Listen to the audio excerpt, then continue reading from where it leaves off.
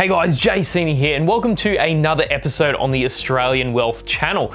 Now, this week is Elon Musk week, and we're going to be talking about the Neuralink.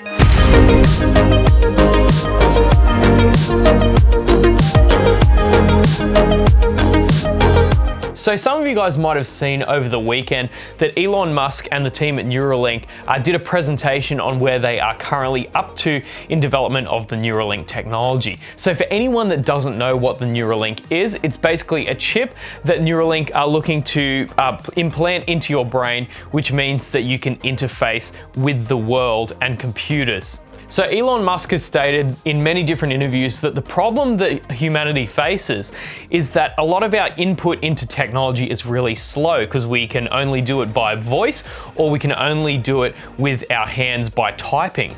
So one of the best ways to speed up this process is to have communication directly from the brain to whatever device there is.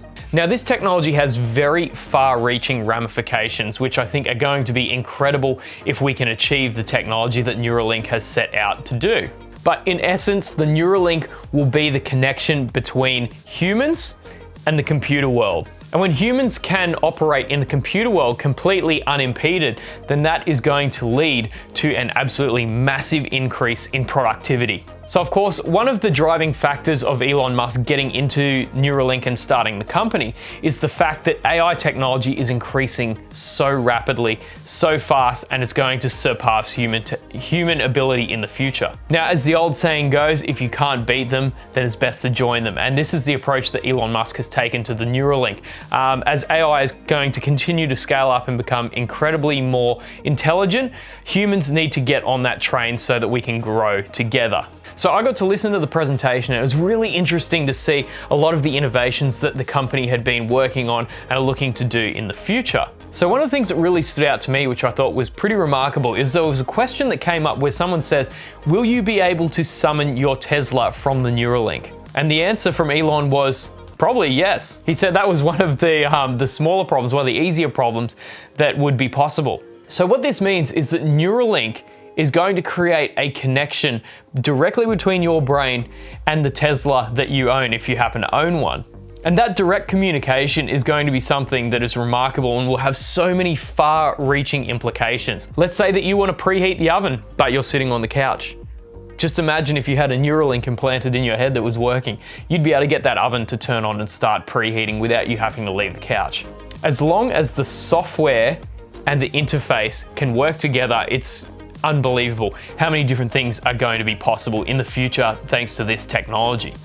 So of course, this is very early stages. Elon Musk believes it's probably going to be about 8 to 10 years before this technology starts getting used by the general population, because of course the brain is an incredibly complicated organ. So the Neuralink is about a coin-sized implant that's going to be put directly in your skull. Previous designs have had it coming behind the ear and different things like that, but the design has gotten smaller and even more efficient. Now, 1,024 different electrodes are put directly into the neurons of your brain.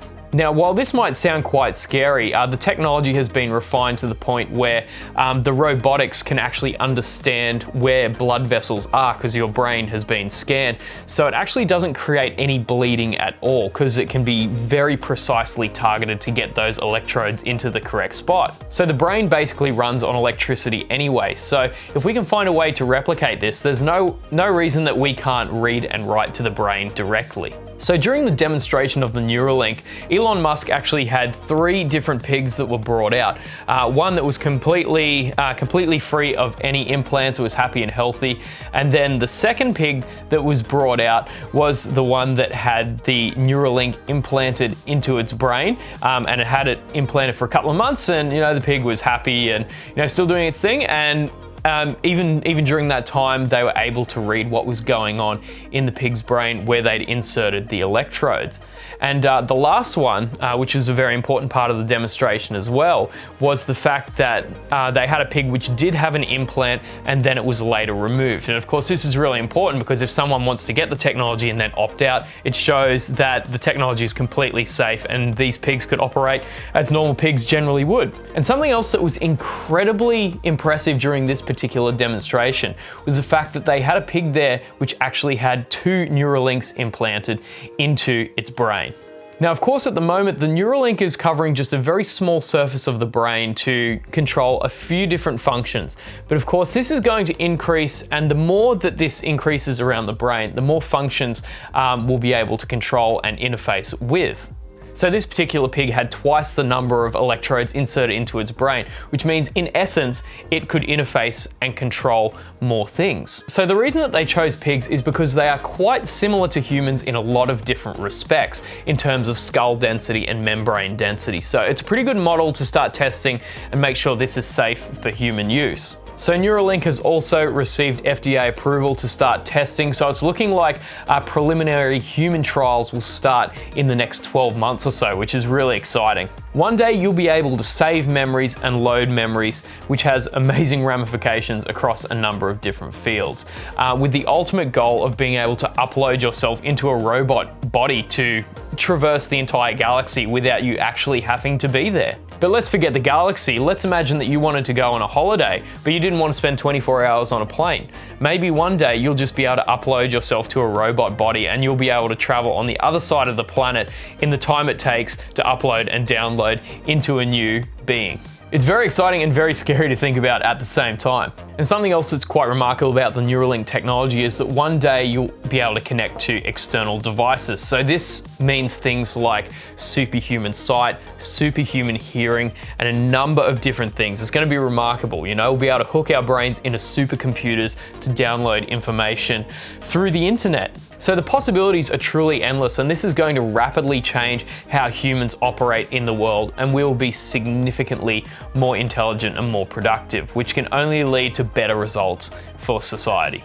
So initially, these are of course going to be very expensive because it is new technology, but Elon Musk is hoping that they can get the technology and the cost down to around $2,000, $3,000. So of course, a lot of this is a few years off. This is very revolutionary tech that's obviously the cutting edge of science and technology. So of course, it's not going to be perfect, and it will take a lot of time to get better. In the same way that smartphones weren't perfect when they first started, but now we look 20 years on and they're significantly better. This technology, I would say, will have the same kind of approach. So at the moment, the Neuralink is focusing on the surface level of the brain. Obviously, over time, that will increase and will delve deeper in the brain, and that will allow humans to control more and more functions. So what did you guys think of the presentation? Do you think the Neuralink is a great idea? Are you a bit concerned about some of the ramifications of brain hacking and all of these new kind of things that we're not even aware of yet? I'd love to hear your opinions in the comments section. So make sure you give this video a like and subscribe to the channel. It helps get these videos out to more people.